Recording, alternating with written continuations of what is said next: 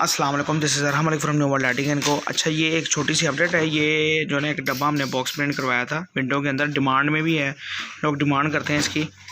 तो ये 220 ग्राम के अंदर है और लेमिनेशन इस पर विंडो लगी हुई है। ठीक है, इसकी कॉस्ट जो आज के मुताबिक 6 रुपये 75 पैसे है। ठीक है, आज की डेट के मुताबिक।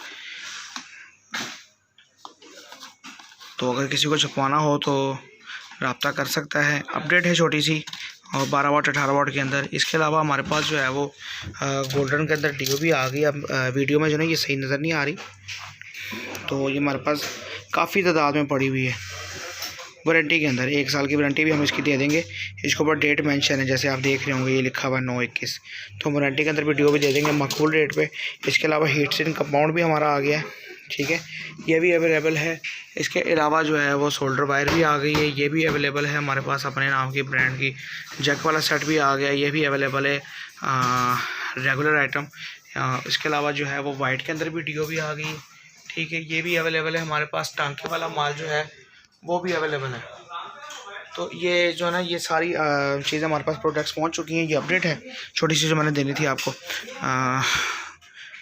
इंशाल्लाह फिर कोई अपडेट आई तो ज़रूर दूंगा। इसके अलावा अगर किसी टॉपिक पे आप वीडियो बनवाना चाहते हैं या आप चाहते हैं कि इस बारे में हम डिस्क्राइब करें, तो आप हमें कमेंट कर दें। इंशाल्लाह आपको इसका जो है वो वीडियो की शक्ल में आंसर मिल जाएगा।